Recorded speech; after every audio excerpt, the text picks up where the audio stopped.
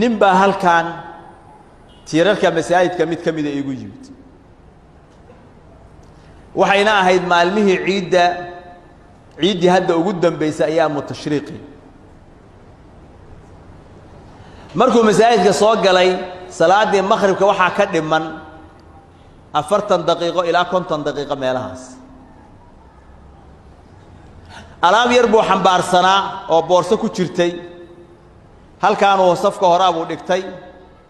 wuu baxay waa soo weysa qaatay markuu soo laabtay wuu arkay waa yimid waa islaamay waa iswaraysan xilliga masaajidka cid saasiba joogay dad yar baa joogay sheekadii waxa soo galay oo arrimo uu weydiinayay shaqada uu ka shaqeeyo iyo ma taqaana su'aalo noocaas ah boorsadaana wuxuu yiri waxa ii tahay dukaan waxa ku jira alaab yar oo saas loo kala jiijiyo qofku ku jimicsado biraha yarka oo la jiijiidahay oo dariiqa la dhigdhigo ayaa boorsadan igu jira dukaanka cidda aan ka bilan intaan weey markaas aan weydiiyay caruur iyo reer Yamaleen saddex caruura iyo hooyadood baa guri ii degan bi maxaa ka soo baxa bacdan boorsadan yarta ah hantidaadu maxay dhan tahay hantida aan leeyahay dhan wixii mobilkay ku jirtaa $50 way ka yartaa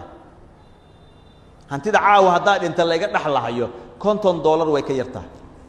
bahladan aan qaada wuxuu yiri waxay joogan $4 meelahaas $2 $3 wax noocaas ay joogan afar xabaan soo qaada maalinkii ama 5 xabo meelahan la wareegaa dariiqadan la wareegaa dadka raba inay xoogaa jimicsi ay sameeyaan ayaa iga iibsada hadaan 3 ka soo bixiyo mar 5 baan ku gataa hadaan ku gato 6 hadaan ku helo waa ku gataa habeenkii waxaan cideeda oo la hoydaa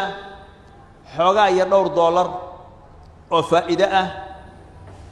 quraac baan samaysanaa cashaan samaysanaa qadaan samaysanaa guriga aan deganahay waa kilokeeda waa iska bixiyaa hantida reerkaas aan ku maamulo oo dhan $50 ma dhamabi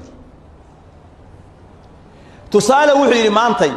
saaka markaan soo baxo soo qaaday ilaa saako dhan baan wareegahay wax iga gata waan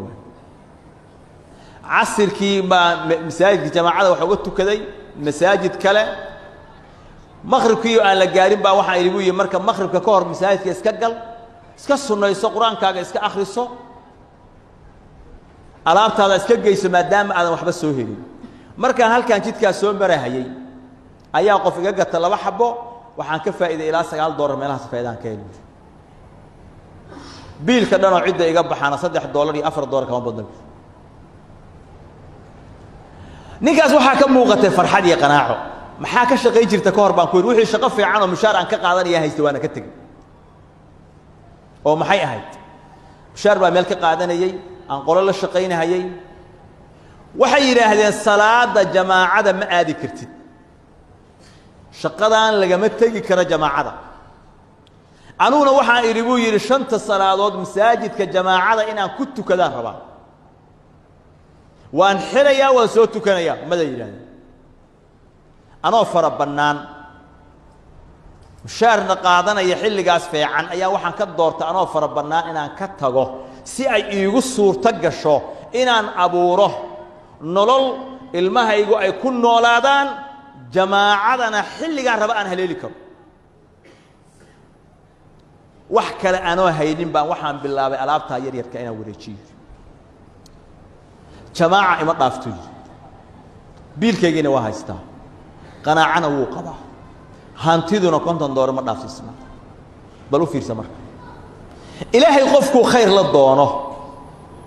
wuxuu ku arsaaqayaa qanaaco cadiim ah qofku hadduu qanaaco ilaahay uu siiyo alxamdulillaah ida ku badanaysa lisaankiis haddii ilaahay qanaacada ka qaadana walwal iyo walbahaar iyo daqnasho uu daqnanahayo xoolihii oo u arkaya inay ku yaraadeen cudurkaasa ku dhacaya hammi iyo walwal iyo walbahaar ba ku dhacay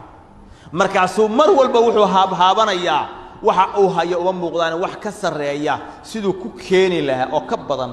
ayuu waxa weeyaan habeen iyo maalin ku mashquulahay waxa dhintay oo xanuunsanahay oo sakaraadayay saxaabada nabiga nin kamida Salman waxa soo booqday saxaabiga Sacad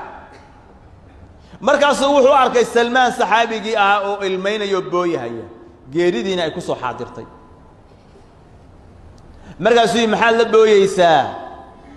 nabi maxamed baa la saaxiibta miyaadan ka ahayn oo kaas aad ahayn amaanta ilaahay u siiyay yaqiimihii uu lahaaba wax ka xasuusiyay markaasuu wuxuu ku yiri Salman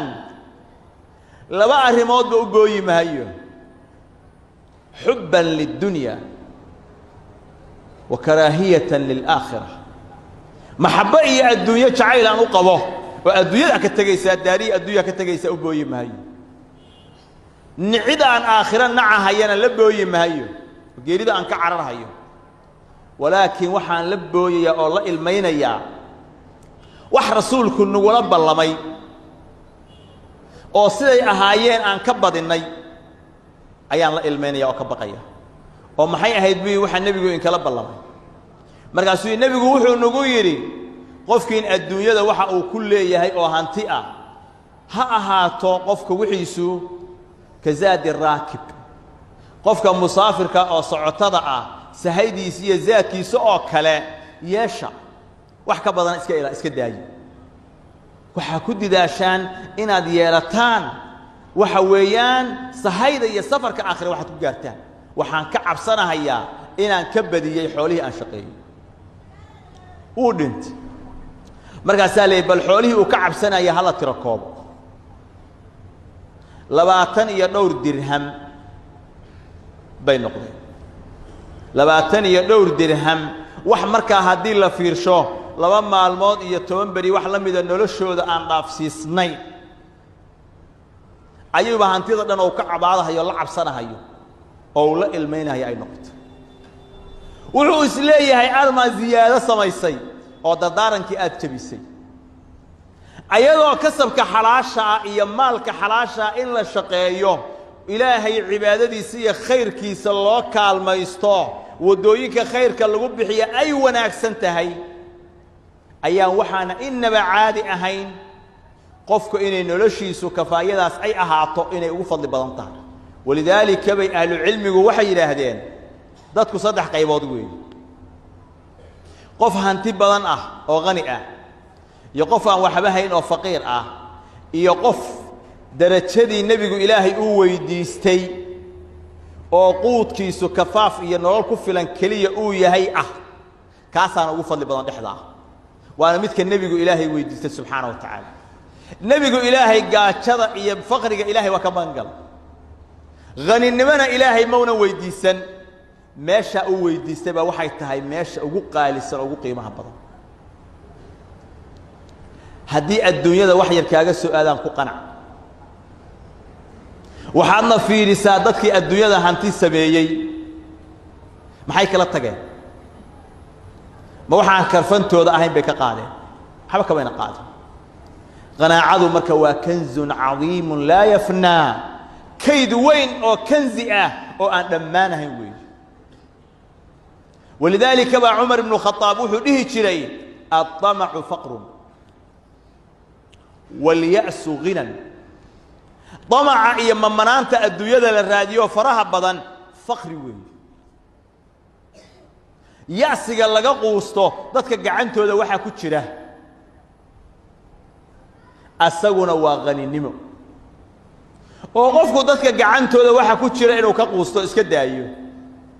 wuxuu noqonayaa qani marka isaga ah qaninimo ayuu ku helayo